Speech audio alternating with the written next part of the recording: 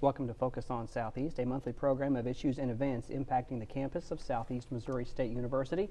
I'm Dan Woods, General Manager of KRCU Public Radio, Southeast Missouri's NPR station. Today we're talking with Southeast President Carlos Vargas.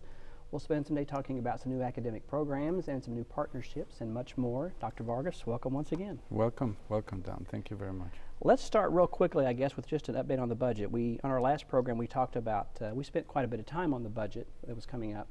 So let's do an update on where things are now and what things look like at this point. Sure. As you know, let me start by the end. As you know, the legislature has until May 5th to actually come up with a budget recommendation.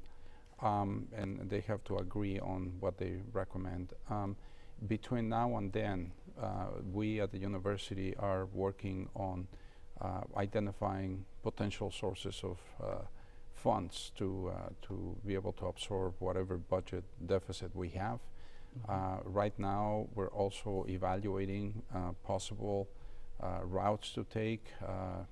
As we talked about the last time, we may actually have to increase tuition. That's something that I don't look at as something that I want to do. I want to minimize that. At the same time, I recognize too that the university may not be in a position to absorb the budget cut that is proposed.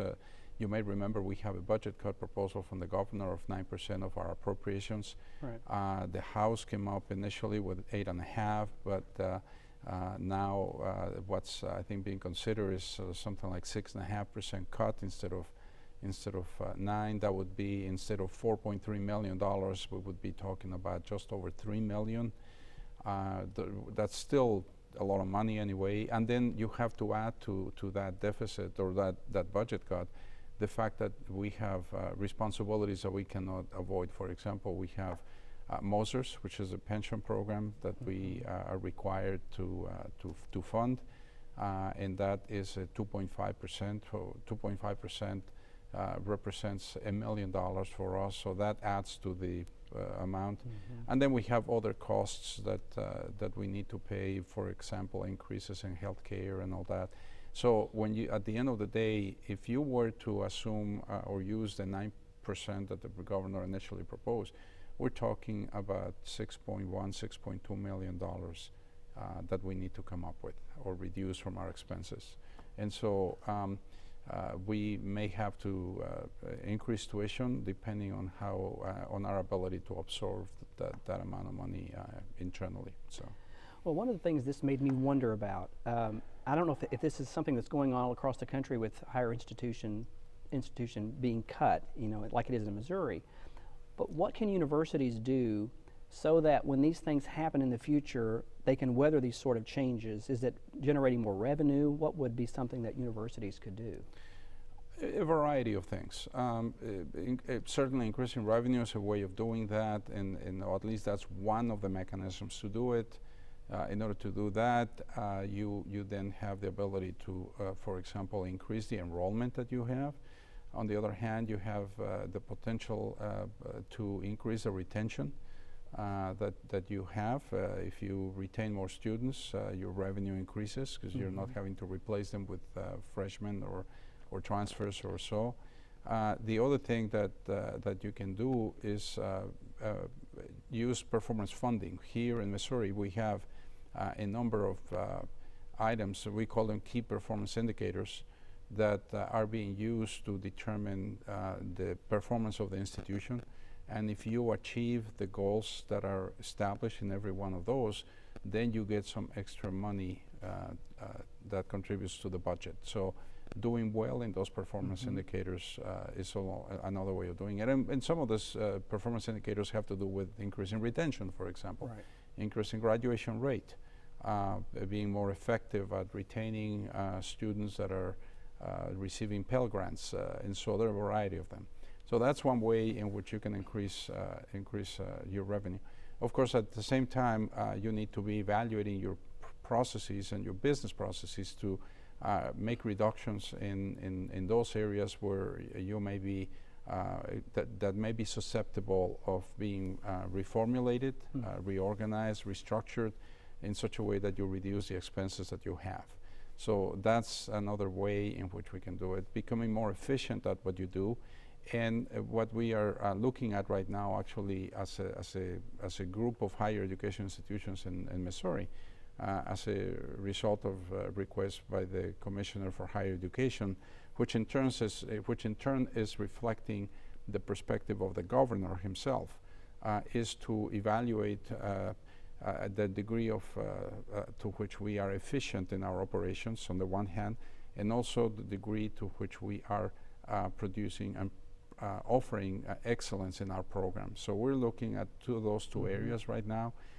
In the efficiency area, we're going to be considering possibly making proposals on shared services where institutions may actually work together to do something. So instead of having staff that does the same thing, you may have to combine those efforts and all that. I mean, it's not something that you do easily. It's just something that has to be talked about. When universities or institutions are in different geographical regions, it's difficult to do that. But anyway, what I think the governor and what the commissioner wants and what we all in higher education want is to explore ways that may be somewhat innovative in terms of how to reduce expenses. How do we use technology, for example, more effectively? Not only actually to deliver education, but also to become more efficient in our business processes. So we're going to be exploring all those ways of doing things.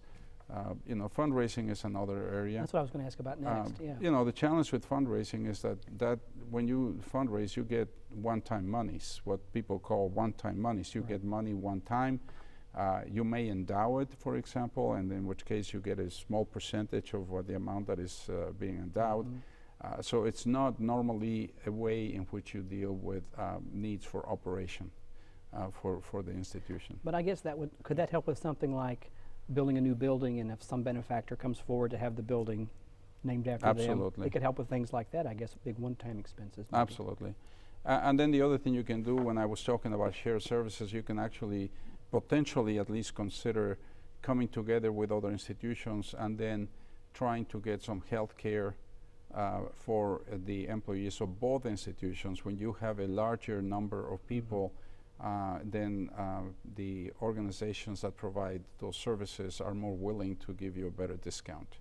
So there are many, many different ways in which we can explore this. At this point, we're starting the conversations. We're not necessarily sure exactly where we're going to go, but we are in that process.